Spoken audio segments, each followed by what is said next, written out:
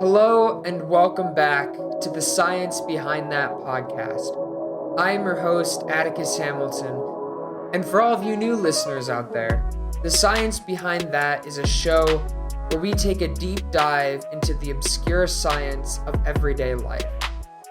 Into the science of everything from physics to engineering, and biology to zoology, and psychology to anatomy, we take a deep dive.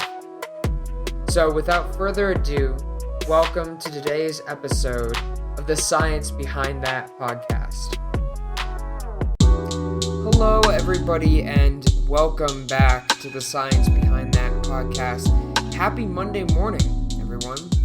It is 7:10 a.m. here where I live and it is a beautiful morning. A little chilly though, which is fine by me because I've spent my entire life in cold places, so I love the cold. But for all of you listeners out there, make sure to grab yourself your hot morning cup of coffee or tea if you're one of those tea people, and sit down and join me for today's episode of The Science Behind That, where we'll be talking about dreams and the three different theories behind why we dream, and a fun little tidbit of new information on why we remember our dreams that was recently published in Scientific American.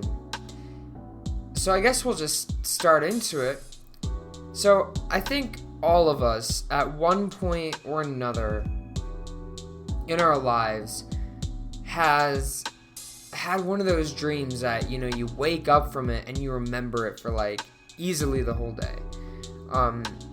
I had a dream that happened to me that I had like 4 years ago, and I still remember this dream. It was so memorable to me, right? So I think we're gonna jump right into first why scientists now think we can remember our dreams. And so to understand this, we first need to talk about three different types of brain waves. You have alpha brain waves, waking beta, and then the sleeping theta, okay? And alpha brain waves are they're kind of like, you know how when you try and get, when you're not really that tired, but you need to get up early, so you go to bed anyway, and you try and fall asleep, but, you're in this weird, like, shady you're kind of conscious, but you're not really conscious. That is called alpha brainwaves, and we see alpha brainwaves and a little bit of waking beta when we first start to fall asleep at night.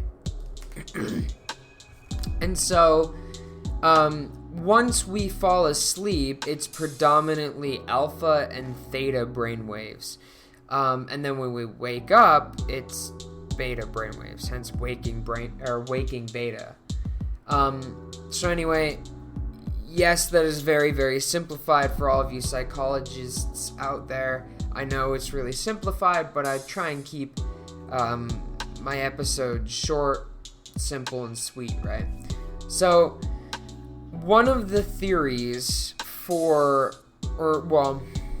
of the ideas of why we can remember our dreams is that when we're dreaming, there's a lot of activity occurring in the prefrontal cortex, and that activity is in the form of theta brainwaves.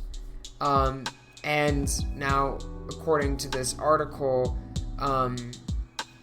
these scientists were not able to find out why theta brain waves resulted in higher memory retention of dreams, but in their study, they found that patients who were recorded to have high degrees of theta brain waves during their REM sleep were more likely to to remember their dreams after they had been woken up. And I think this is a really interesting article. If you guys are curious, it is called The Science Behind Dreaming, and it is new research published within the Journal of Neuroscience You can also find it on Scientific American. And it was an interesting study because in this study they had a large group of participants, right? And they had the participants fall asleep, and then they would periodically wake them up, and they would look, and of course they were all hooked up to an EEG or an electroencephalogram, and they would watch the delta, theta, alpha, and beta waves within their brains and how those behaved. And within their study, they found that individuals that had higher theta brainwave activity within their frontal cortex demonstrated higher memory retention of their dreams.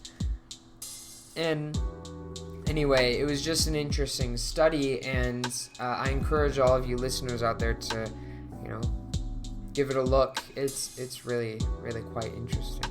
So, next we're just gonna briefly, I guess not briefly, but we're gonna go into why we dream, and since that is the main topic of today's episode. So, there are three main theories for why we dream, and I want to put that out there first before we start anything. It's still not confirmed at all why we dream. Nobody really knows why we dream, but these are the three main theories. And for those of you out there who maybe aren't as well versed in the sciences, theories are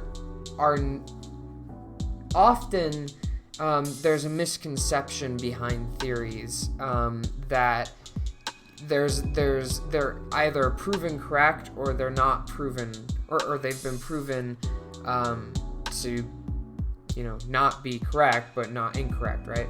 And that's not necessarily true. A theory is something in science. A theory is a hypothesis, right? But it's a hypothesis in which all of the experimental data has pointed towards that hypothesis. So in science, when you come up with an idea of something you want to test, you say, all right, this is my hypothesis. And generally, we teach that you format it as, if X happens, then that is because of Y. And if all of your data from repeatedly testing your hypothesis frequently comes back to your hypothesis to say, yes, this looks accurate, then it becomes a theory. And so a theory has no evidence to prove that it's correct, but it has no evidence to prove that it's incorrect. It's kind of weird because in science we never know whether or not anything's correct with 100% certainty. But anyway, for the sake of this, we'll just say that these are the three theories. So you have the activation synthesis theory, you have the problem-solving dream theory, and then you have the cognitive process dream theory. So I think we should just start with activation synthesis theory. So activation synthesis theory, in its most simplest form, states that dreams are the result of widespread random activation of neural circuitry. Okay? What that means is that, according to this theory, the only reason we dream is because when we go to sleep, random areas in our brain begin becoming activated. It doesn't seek to explain why they're becoming activated, which is one of the big shortcomings of this theory, but it just says that all of our dreaming is as a result of random neural activity within our brains. Now, I already mentioned the obvious error with this, which is that the activity in our brains while we're dreaming is not random. That's the thing. We've noticed over time that there are certain trends within our brains, and one trend is that the reticular formation, which is close to the brainstem on the brain, filters out all information going towards the rest of the body. And so the reticular formation is basically, you could think of it as this big filter within the brain. And this part of the brain, it filters out information that is not needed at the time, right? So, for example, if somebody's dreaming about, running a marathon, their motor cortex might activate, but the reason why they don't get up and just start sprinting from here to, Denver or LA is because of the reticular formation. It filters out that information, so the cerebellum never, and so the legs never get that signal to run. So that's activation synthesis theory. The second theory, as we said, is the problem-solving dream theory. And this one, I actually kind of like this one. It's pretty interesting. This theory states that, or this theory assumes that dreams are simply a mechanism used by the brain to solve problems, because within your head, when you're dreaming, dreams are free from the laws of physics and the rules of the real world. And so it allows for leniency and flexibility of obstacle interpretation and problem solving. Personally, I kind of like this theory. I don't know if I think it's 100% accurate, but I like it. And I like it because one of the big things that we often teach in medical science when it comes to learning is that the best way to learn something is to study the subject in short periods, like an hour or 2 hour sessions over multiple days, because when we sleep, we process that information. And that kind of fits nicely into this theory, doesn't it? Problem-solving dream theory. That the brain uses dreaming to solve complex problems that may have stumped us during the day, right? And I'm sure every one of us has had one of those dreams where, you go to bed really stressed about an exam or a question that you saw in your study guide or a problem that you had at work, and you wake up and you're like, oh my gosh, I know how to do it now. I worked it out. So I like that theory, but I'm not sure if it's all or nothing. And so finally, the last theory is the cognitive process dream theory, which is dreams are merely the sleeping counterpart of stream of consciousness. And all that means is stream of consciousness is basically the thoughts that you have throughout the day.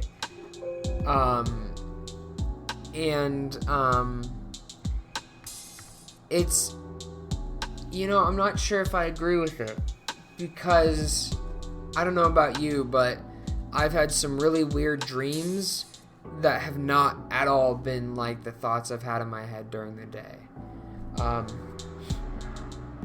But nonetheless, stream of conscious, or cognitive process dream theory is simply stating that dreams are basically the same as the thoughts you have during the day. It's just they're at night. And I'm not sure how much I agree with that. Personally, I think it's probably an amalgam of the three. Activation synthesis, problem-solving dream theory, and cognitive process dream theory. Although, problem-solving dream theory is probably my favorite. So, that's all we have for today. I'm sorry I can't give you guys a more concrete answer on why we dream, but those are the three leading theories in the world of cognitive neuroscience and behavioral and cognitive psychology. Let me know if you liked it. You can always send me an email for suggestions for new episodes at thesciencebt@gmail.com. And until next time, remember everybody, stand up and question everything. Thank you so much for watching, and enjoy your Monday morning.